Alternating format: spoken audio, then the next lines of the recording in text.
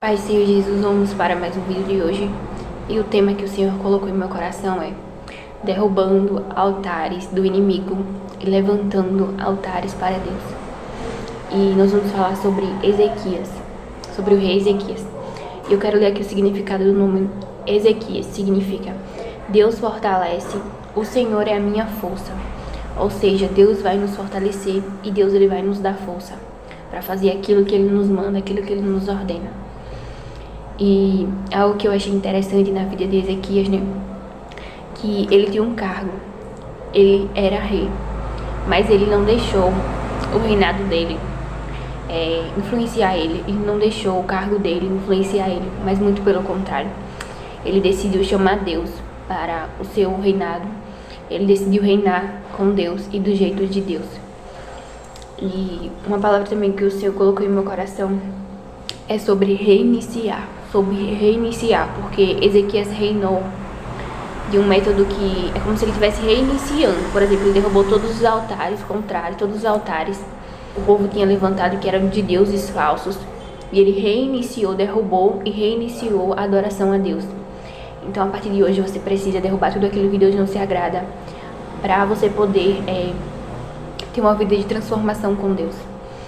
E muitas vezes quando nós vamos reiniciar, por exemplo, no computador, no notebook, no celular, é quando começa a travar, não é? Por exemplo, quando você começa a mexer em algum programa, ou quando o notebook ou o computador pede para reiniciar, quando há uma nova atualização.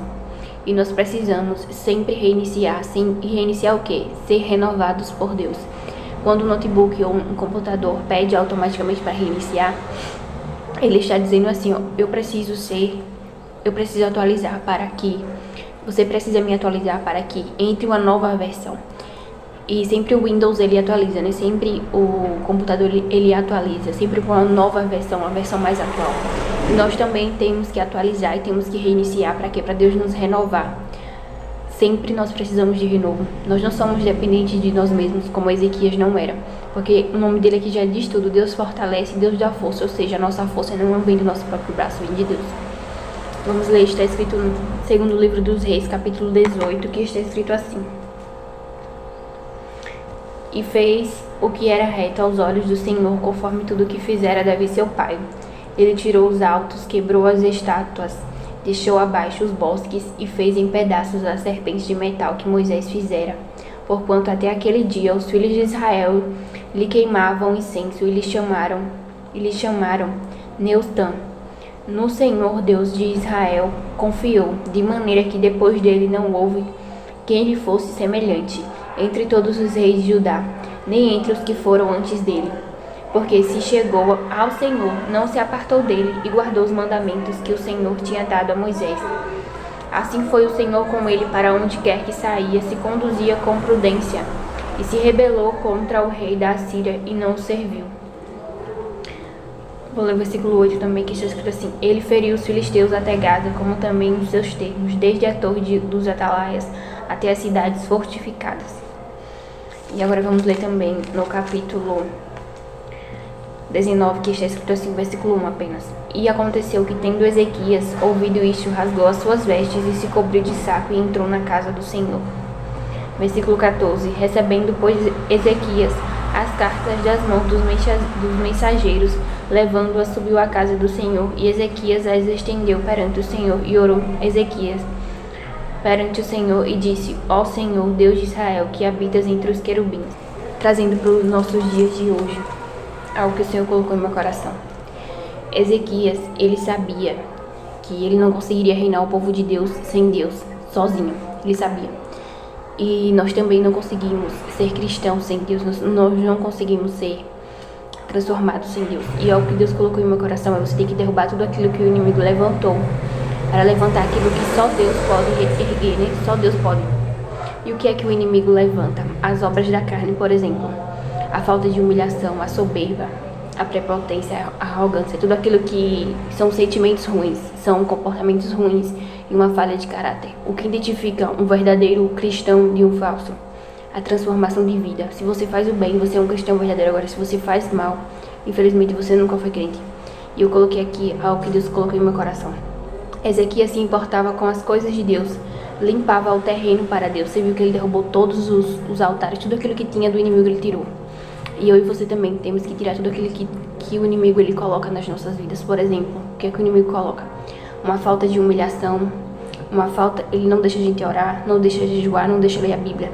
Se você não ora, se você diz que é cristão e você não ora, se você diz que é cristão e você não lê a Bíblia, se você diz que é cristão e você não jejua, não é estranho? Se você diz que você é, mas você não faz aquilo que Deus ele pede, então tem alguma coisa estranha. Então você não é. Você está vivendo em ilusão, você está iludindo a você mesmo, você está deixando o inimigo te cegar. Então eu coloquei aqui algo que Deus ele produz em nós, como Ezequias, né? Por exemplo, vocês viram que quando uma pessoa é de Deus, ela derruba tudo aquilo que não é de Deus. Por exemplo, trazendo para os dias de hoje, o que são os altares do inimigo?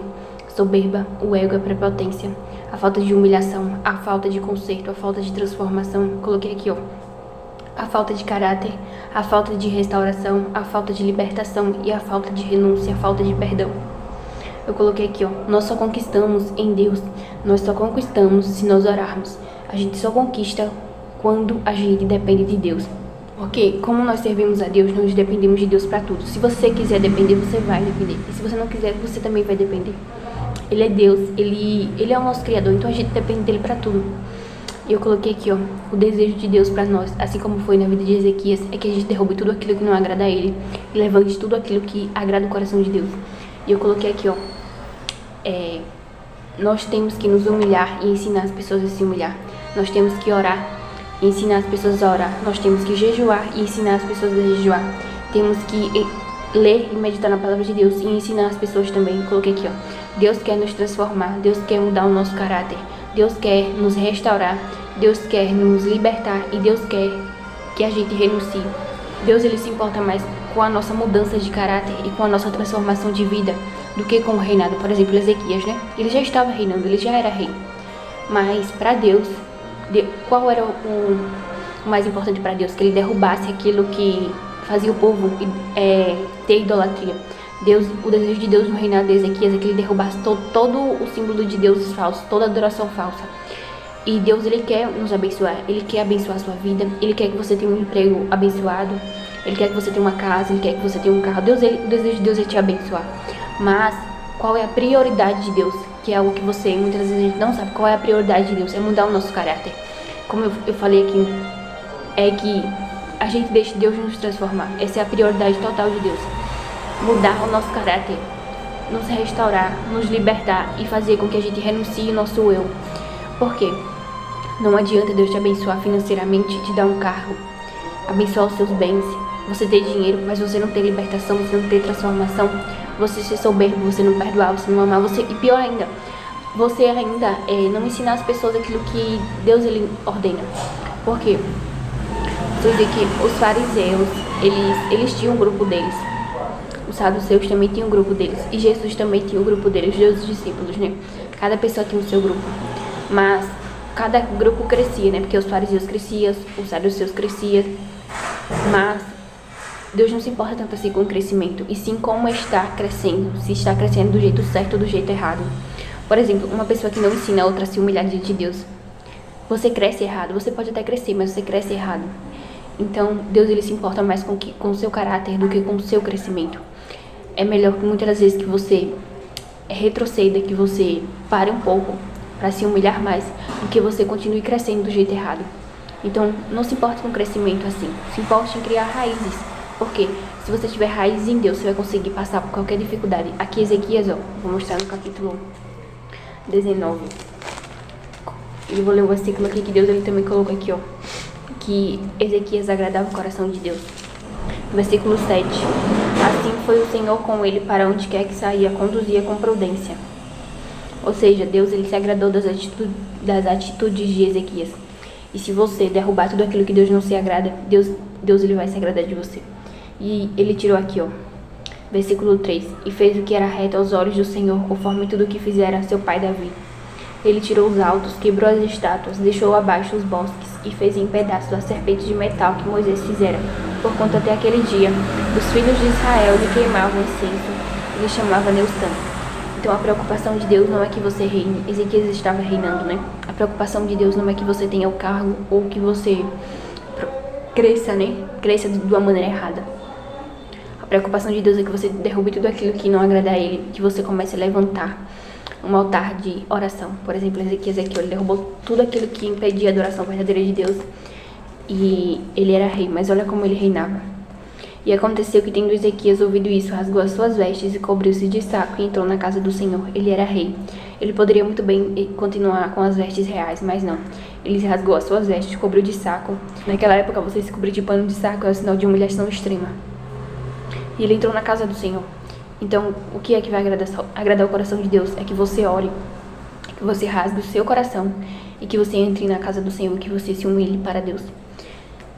Ezequias poderia muito bem dizer, eu vou reinar do meu jeito, já que eu sou rei, né? Já que eu tenho o meu reinado. Ele era rei, mas ele entendeu que realmente quem reinava é Deus. Quem reina é Deus. E é o que Deus quer que eu e você entenda, que talvez nós temos talentos, capacidade, mas Deus, ele quer que a gente cresça com ele e cresça do jeito dele. E eu coloquei aqui também no versículo 14. Recebendo, pois, Ezequias as cartas das mãos dos mensageiros, levou-a, subiu à casa do Senhor, e Ezequias estendeu perante o Senhor. Ele estava sendo afrontado pelo rei da Síria, né? Ele estava sendo afrontado pelo rei da Síria, que é Senaqueribe. E sabe o que ele fez? Ele viu que ele não conseguia confrontar o rei da Síria. Ele viu que ele não podia. E muitas vezes você não consegue resolver as coisas. Então, qual é o desejo de Deus? Faça a mesma coisa que Ezequias fez. Faça aqui, rasgue suas vestes. Se rasgue diante de Deus, se humilhe. Se cubra de pano de saco, ou seja, se vista de humilhação. E entre na casa do Senhor, entre na presença de Deus. Apresente a Deus todas as suas causas. Antes, assim, quando eu não orava, eu tinha dificuldade de apresentar. Mas hoje, quando eu leio a Bíblia, quando eu leio, por exemplo, esse versículo aqui, eu oro, Senhor, me ajude a fazer a mesma coisa que Ezequias fez. Porque tem lutas que eu não consigo, mas o Senhor me ajuda. Ezequias aqui apresentou as cartas diante de Deus. É como se Deus estivesse falando assim, apresenta tudo que você está passando nas minhas mãos, que eu tenho poder para resolver. Apresenta tudo aquilo que está te incomodando, tudo aquilo que o inimigo tem colocado, que eu tenho poder de resolver. Dependa de Deus. Aprenda a depender de Deus na oração, amém? Eu coloquei aqui um ponto importante também, que eu e você só vamos conquistar na oração, como Ezequias. Ele entendeu que ele só ia conquistar aquela guerra na oração. Ele viu que ele não conseguiria confrontar o rei da Síria, Senaqueribe. Ele viu que ele não conseguia. E tem guerras que se levantam que a gente não consegue, mas Deus consegue. Deus é poderoso, amém? E eu coloquei aqui, a gente depende 100% de Deus. Tem pessoas que são soberbas, né? Não querem depender de Deus. Mas se você quiser depender de Deus, você vai depender. E se você não quiser, você depende do mesmo jeito, porque Ele é Deus, Ele é o nosso Criador. Então a gente depende dEle. Então eu coloquei aqui também que nós temos que ter um coração grato a Deus, porque um coração grato alegra o coração de Deus. Ezequias também tinha. Ele entendeu que o Deus de Israel, o Deus que age. Entenda que Deus, Ele age na sua vida e na sua família. Mas se humilhe, não pare de se humilhar. Mas o inimigo tem se levantado. Mas o inimigo só se levanta contra pessoas que têm um propósito de Deus. O inimigo só se levanta se você orar, se você jejuar. E se você orar, se você jejuar, é como se você estivesse levantando Deus na sua vida. Porque se você jejuar, se você orar, você está se humilhando. Então quem se humilha, Deus, Ele aparece na vida da pessoa. O inimigo se levanta mesmo. É normal o inimigo se levantar. O que não é normal? Algo que não é normal na minha e na sua vida é a gente não se humilhar diante de Deus. Só Ele é digno, amém? A partir de hoje, tudo aquilo que tem acontecido na sua vida, apresente a Deus, que Ele é fiel para resolver, amém? Eu vou começar um estudo aqui, um jejum sobre Ezequias. Então fique atento no canal, se inscreva, curta, compartilhe, que Deus te abençoe. E não pare de se humilhar para Deus, amém? Deus vai te honrar em nome de Jesus. Deus, Ele abate os soberbos, mas Ele exalta quem se humilha diante dEle. Talvez você esteja passando situações que você está sendo humilhada. E essa situação não vai mudar, porque você está sendo humilhado e humilhada. Mas se você se humilhar, Deus vai te exaltar, amém? Se humilhe diante de Deus. E como é que eu vou me humilhar? Pedindo a ajuda de Deus. Fala, Senhor, me ajuda, eu não consigo, eu não tenho força. Assim como Ezequias não tinha força, ele sabia que ele não conseguiria confrontar Senaqueribe. Tem lutas e tem dificuldades que você não consegue, mas Jesus consegue, amém? Ele pode te ajudar. Que Deus te abençoe. E assim como Deus agiu na vida de Ezequias, Ele vai agir na sua, em nome de Jesus. Ele vai agir na minha e na sua, para a glória do nome dEle. Só deixe Deus aparecer, se humilhe, não importa. Não importa a opinião de ninguém. Talvez os outros reis falem, olha Ezequias, Senaqueribe se levantando contra tu e tu não consegue resolver. Mas ele falou, eu não consigo, mas tem um Deus, eu tenho um Deus que consegue, amém? E talvez nessa luta as pessoas dizem, olha aí, tu não vai conseguir não. Mas você sabe o que você faz? Fala, realmente, tu tá certo, eu não consigo, mas tem um Deus, o Deus que eu sirvo consegue, amém? Então tenha uma mente positiva em Deus, tenha fé em Deus, amém? Jesus consegue aquilo que você não consegue, só se humilhe, continue se humilhando, que Deus te abençoe. Você pode parar qualquer coisa, mas não cesse a sua oração. Não cesse a sua oração. Talvez a oração não foi respondida, mas Deus sabe a primeira oração que você orou. Creia nisso. A sua oração Deus ouviu. Amém?